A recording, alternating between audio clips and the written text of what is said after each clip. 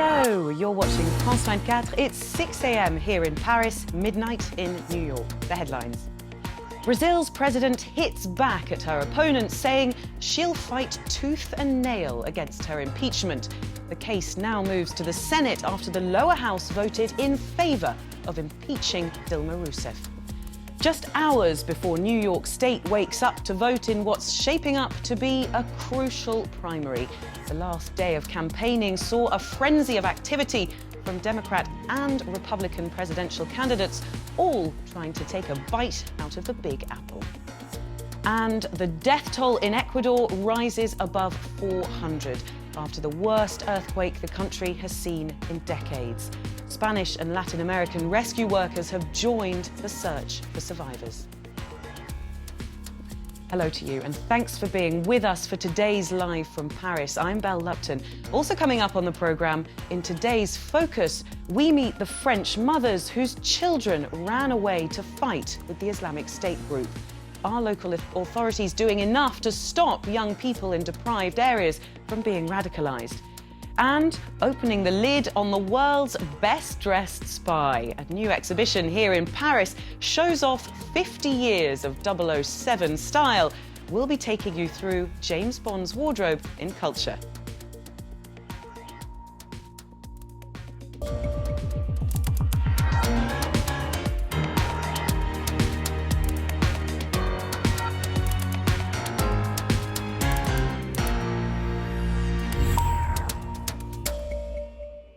Brazil's embattled president has hit back at her opponents, vowing to fight tooth and nail against impeachment proceedings against her. Dilma Rousseff addressed the nation on television, insisting she'd committed no crime and accusing her vice president of openly plotting a coup to topple her. Her speech came a day after Congress voted in favour of impeaching her. The case now moves to the Senate, which will decide whether Rousseff will face trial. She's accused of manipulating government accounts in order to hide a gaping budget deficit, all to boost her re-election bid in 2014. Richard Thompson is in Rio de Janeiro, and he joins us now. Now, Richard, Rousseff has come out swinging again, but is this going to have any impact at all? Well, unfortunately for Rousseff, a probability. And is this whole process really about her breaking fiscal laws, or is it about something broader? Well, even some people who would gladly leave the country. Thank you, Richard. Richard Thompson, our correspondent in Brazil.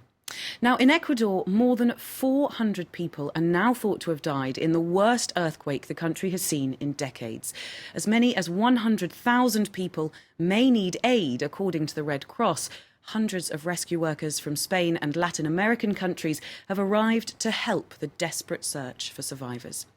Now, the president says the situation is stabilising, but there are lessons to be learnt. Micaela Cabrera has more.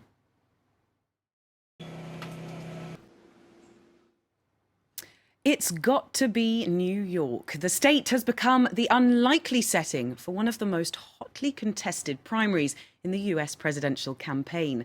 Voting starts in a matter of hours for New York's 5.8 million registered Democrats and 2.7 million registered Republicans to pick their party's nominee for the White House. On the Republican side, national frontrunner Donald Trump is well ahead in the polls, while for the Democrats, Hillary Clinton has a smaller lead. Both of them, plus Bernie Sanders, can call New York home. And the last day of campaigning saw the candidates spread around the state, all apart from Ted Cruz, who turned his attention to Maryland. Our correspondent Jessica Le Mazurier is in New York and sent this update. That was Jessica Le Mazurier reporting in New York. Now, 21 people have been wounded after a bomb exploded on a bus in Jerusalem. That's according to Israeli police, who say the flames spread to a second bus and a car. There's no sense at present of who's behind the bomb, but as Shirley Sitbon reports, it could mark a resurgence in the violence seen since October. Oliver Farry reporting there. Now, in Geneva, a second round of Syrian peace talks is close to collapse after escalating violence on the ground in Syria has effectively broken a ceasefire agreed in February. The opposition delegation has refused to join talks at the UN headquarters after government military advances in Aleppo left dozens dead. But it has agreed to keep its negotiating team in the city, as Julia Seeger reports. A report there by Luke Schrago. Now, if you're a fan of Hitchcock films, then you'll love what British artist Cornelia Parker has come up with for her latest work. It's on at New York's Metropolitan Gallery, but not on the walls. No, you'll have to go up to the roof to see it. And yes, that is the Bates Motel from Hitchcock's Psycho. It's made with timbers of a red barn from upstate New York. Here's the artist explaining her concept. So I was thinking. A quick reminder of our headlines here on France 24. Brazil's president. Time for a quick look at the markets now, and here's how things finished up on Wall Street last night.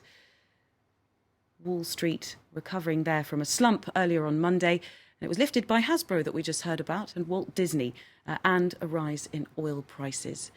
And here's how the markets are trading in Asia today. Asian shares taking their cue from those gains on Wall Street. The Nikkei in Tokyo is up over 3% after falling by a similar amount yesterday. Time now for some culture. And today we're talking about the world's most famous fictional spy. The name? Bond.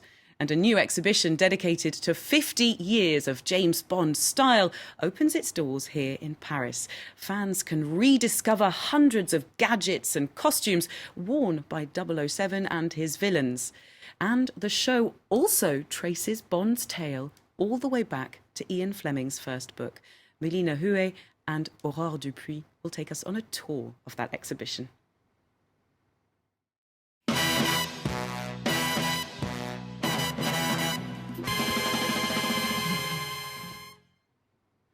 I'll be back with more news in just a minute, plus today's focus, in which we'll meet the French mothers whose children ran away to fight with the Islamic State group. Are local authorities doing enough to stop young people in deprived areas from being radicalised? All that and more in just a minute. Don't go away. And reports just coming to us now of an explosion in central Kabul. Witnesses are reported to have seen smoke coming from the US embassy in the Afghan capital. That's according to Reuters. More on that, of course, as we get it. But for now, in Geneva, a second round of Syrian peace talks is close to collapse after escalating violence on the ground in Syria has effectively broken a ceasefire agreed in February. The opposition delegation is refusing to join talks at the UN headquarters after government military advances, which it says are aimed at taking back Aleppo. But it has agreed to keep its negotiating team in the city. The UN Special Envoy to Syria called for real negotiations, not farcical ones. No one. That's it for this hour, but plenty more news coming up. Tom will be here, and he'll be talking to our correspondent in Amman, who's hot on the heels of the French president visiting Jordan after a trip to Egypt, where François Hollande signed a series of deals worth €2 billion, all part of a Middle East tour. All that and more. Do stay with us if you can.